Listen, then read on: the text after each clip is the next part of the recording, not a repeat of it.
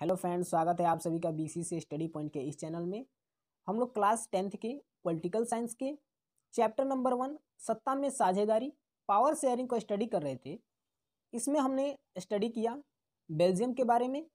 अब हम लोग श्रीलंका के बारे में स्टडी करने वाले हैं और हम समझेंगे श्रीलंका की प्रजातीय समस्याओं को।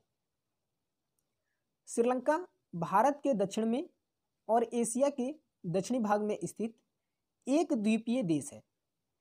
श्रीलंका की आबादी भारत की हरियाणा राज्य के बराबर है, यानी लगभग 2 करोड़ है। और वहाँ के समुदायों का जो विवरण वो कुछ इस प्रकार है। वहाँ के जो समुदाय निवास करती हैं, वहाँ मूल्य रूप से 3 समुदाय निवास करती हैं, सिहली, तमिल और ईसाई। तमिल में एक श्रीलंकाई, यानी श्रीलंका के जो मूल रूप से रहने वाले हैं श्रीलंकाई तमिल हैं, और भारतीय तमिल भी उसमें शामिल है।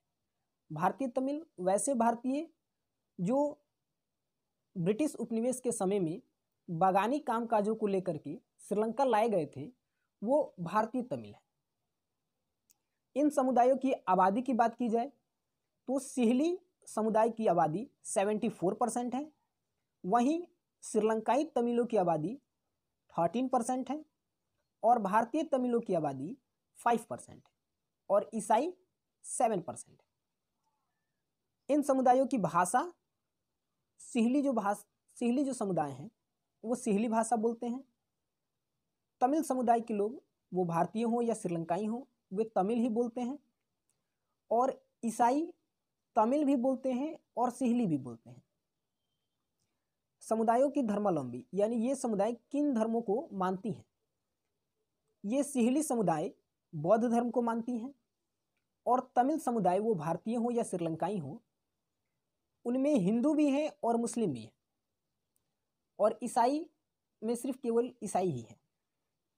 तो ये यहाँ की समुदायों का विवरण है। आगे समझते हैं इन समुदायों को लेकर कैसी समस्याएं वहां उत्पन्न हुई। श्रीलंका स्वतंत्र हुआ 1948 में, और ये स्वतंत्र होने के बाद श्रीलंका में इन्होंने अपनी राज्य भाषा, यानी अपनी राष्ट्रीय भाषा सिहली को मान्यता दी।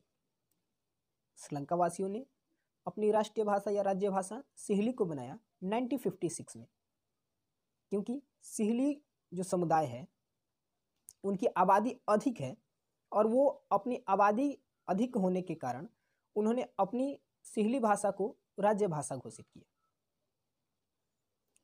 इतना ही नहीं, वहाँ सिहलियों की सरकार बनी और उन सिहलियों की सरकारों ने सिहलियों को प्राथमिकता प्रदान की, यानी प्रत्येक कार्यों में सिहलियों को प्राथमिकता प्रदान की गई। और ये सिहली भाषी सिहली समुदाय जो बौद्ध धर्म को मानते थे, सरकार द्वारा बौद्ध धर्म को संरक्षण दिया गया और बौद्ध धर्म को बढ़ावा भी मिला। आप यहाँ की समस्याओं को समझ सकते हैं। श्रीलंका के स्वतंत्र होने के बाद वहाँ के बहुभाषी या अधिक आबादी वाले लोग सिहलियों ने अपनी राज्य भाषा सिहली बनाई 1956 में। सिहलियों को प्राथमिकता प्रदान की गई सरकार के द्वारा, और सरकार के द्वारा उनके धर्म यानी बौद्ध धर्म को भी संरक्षण और बढ़ावा मिला। सरकार के इस रवैये को देखते हुए तमिल लोगों में असंतोष और आक्रोश की भावना बढ़ने लगी। तमिल लोगों को ऐसा महसूस होने लगा कि सरकार हमें नगण्य तुच्छ समझती है, सरकार हमारी भावनाओं का कोई भी कद्र नहीं करती है। इन सारी समस्याओं को लेकर के 1980 के दशक में तमिल इल्म अर्थात स्वतंत्र तमिल राज्य की मांगें उठने लगी, और इन सभी तमिलों ने मिलकर के कई सारे संगठनों को बनाना प्रारंभ कर दिया। इन सभी संगठनों में सबसे शक्तिशाली संगठन लिबरेशन टाइगर्स ऑफ तमिल इल्म LTTE लिट्टे, ये सबसे शक्तिशाली तमिलों का एक संगठन बन के उभरा, जिसके नेतृत्वकर्ता वेलुपिल्लई प्रभाकरण थे।